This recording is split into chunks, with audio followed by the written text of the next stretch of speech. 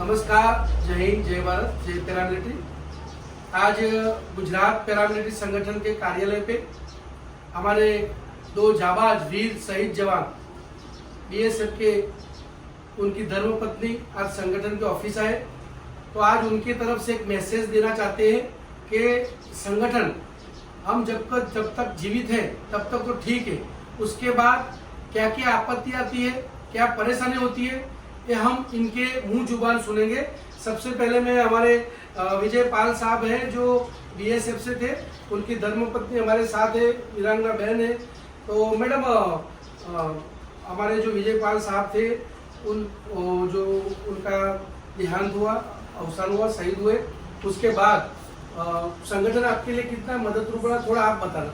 Sir, संगठन हमारे लिए बहुत मददरूप रहा, इतना मददरूप रहा कि जिसको मैं बता नहीं सकती, क्योंकि हम लोगों को इतना नॉलेज नहीं है कहाँ जाना है कहाँ नहीं जाना है। हमको जिस तरीके से संगठन ने सहायता किया, जिस तरीके से हमारे मददरूप रहे ना, वो शायद कोई नहीं रह सकता, क्योंकि हम लोग सरकार की तरफ जा नहीं सकते।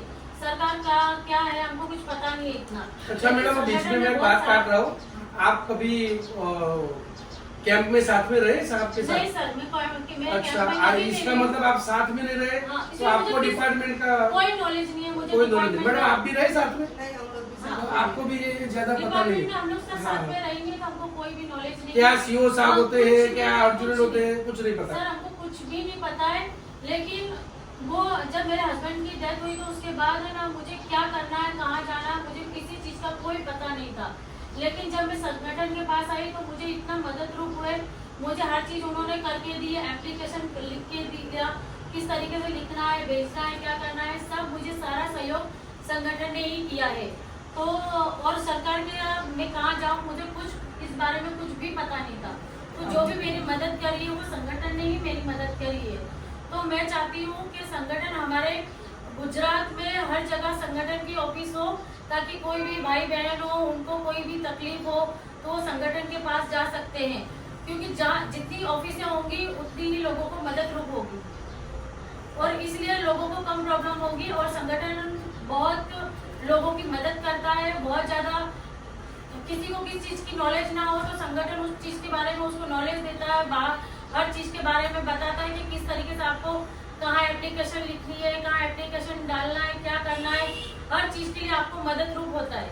तो उससे संगठन से आपको बहुत ज्यादा मदद मिलती है, जो कि मेरी मदद संगठन ने बहुत ज्यादा की है। हर जगह जहाँ भी मैं आई हूँ ना, हर जगह मेरे साथ संगठन खड़ा रहा है। नमस्ते। धन्यवाद मैडम का, दोनों मैडम का, दोनों ने खास ये मैसेज हमारे प्रत्येक हर एक सीआरपीएफ जवान को शेयर कीजिए, क्योंकि सरकार ने हमारा कोई कल्याण बोर्ड आज दिन तक, आज मैं यहाँ पर कहना चाहूंगा कि पहलगाम में जो हमारे देश के आम नागरिक पर हमला हुआ, जिसमें एक बहुत ही उसका हम घोर निंदा करते हैं, जो ये हुआ है हादसा, तो उसके चलते जो सरकार एक्शन में लिया और तुरंत पैरामिलिट्री के जवानों की भी छुट्टी रद्द किया गया गृह मंत्री के आदेश से, तो वो लोग तुरंत चले गए।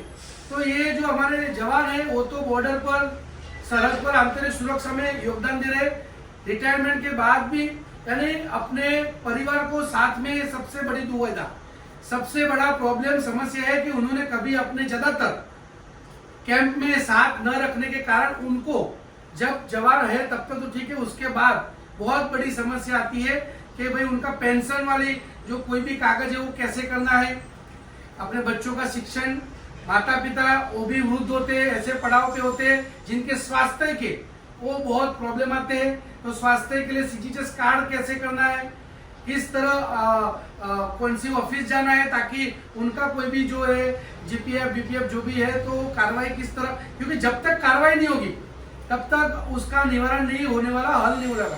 साथ में जो एसबीआई ने 30 लाख का जो कवरेज अभी 50 लाख कर दिया है, सेवानिवृत्त जवान का और सेवारत जवान का शायद 1 करोड़ किया है। तो ये सब सारी सुविधाएं, कई हमारे जवान और जॉब में शहीद होते तो उनके अगर 2 बेटी है तो दोनों बेटी का शादी कराना, उनका 1.5 लाख रुपया, वो ये जो लाभ होते, ऐसी जानकारी हमारे परिवार के चाहे पत्नी हो बच्चों को नहीं होती है, तो क्या वेलफेयर है, कहीं एमबीबीएस में कितने परसेंटेज अनामत सीट रखी है हमारे लिए, कहीं हमारे कल्याणकारी योजनाएं आती है, सभी डिपार्टमेंट अलग अलग है। बीएसएफ की तरफ से क्या लाभ मिलते हैं, सीआरपी से क्या मिलता है, सीआईएसएफ से क्या मिलता है, तो सारी जानकारी संगठन के साथ जुड़े रहने से इन तक ये बात पहुंचती है। तो मेरा सभी से अनुरोध है, विनती है, प्रार्थना है, रिक्वेस्ट है कि छोटी चीजों में आप वो मत करिए। ये संगठन को मजबूत करना हम सबकी नैतिक जिम्मेदारी है।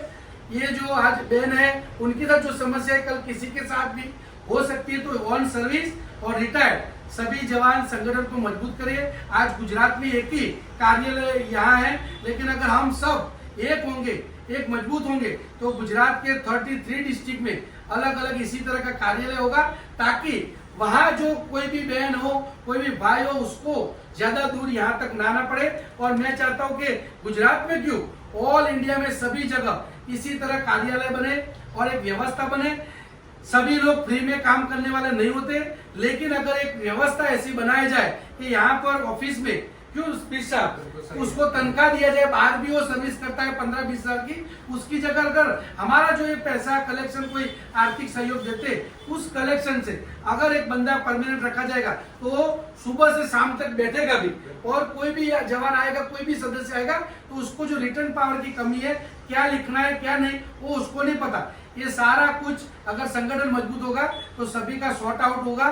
सरकार के ऊपर सारा, हमें ठीक है मांग, हमारी जायज मांग है कि हमें भी कल्याण बोर्ड होना चाहिए, हमारे जवान को ओल्ड पेंशन होना चाहिए, हमारे लिए भी शहीद परिवारों के लिए बेस्ट सेटलमेंट, अच्छी जॉब उनका भी होना चाहिए, सारी सिस्टम होने चाहिए। लेकिन ये सिस्टम तब होगी कि जब हम लोग एक होंगे, मजबूत होंगे।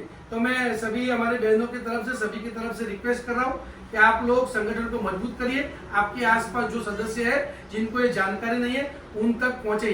कई लोग बोलते हैं कि लाइक वीडियो शेयर करने से क्या होता है, आप देख सकते हो कि पिछले साल ये लाइक कमेंट शेयर करने से कई ऐसी संस्थाएं होती है जिनको कोई आर्थिक सहयोग करना है ऐसे परिवार को, लेकिन उनको प्रॉपर इंफॉर्मेशन ना होने के कारण वो नहीं कर पाते। लेकिन हमारा लाइक कमेंट शेयर ये वीडियो लाखों हमारे आम जनता तक जाएगा। उसमें से जिसको हमारे देश की जो बॉर्डर सिक्योरिटी फोर्स हो, सीआरपी के जो शहीद हो रहे हैं, एसएसबी, आईटीबी, जो देश की सरहद और आंतरिक सुरक्षा में करते करते शहीद हो रहे हैं, उन परिवार को कुछ ना कुछ सहाय करना चाहते हैं, तो ऐसे वीडियो लाइक कमेंट शेयर करने से इसका भी समाधान होगा।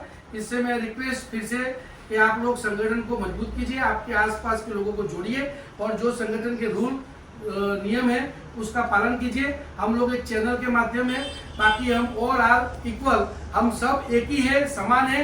ये प्रेसिडेंट तो इस स्ट्रक्चर को चलाने का माध्यम है, बाकी हम सब एक ही है। हम सबको एक साथ होकर इस संगठन को मजबूत करना है। जय हिंद, जय भारत, जय पैरामिलिट्री।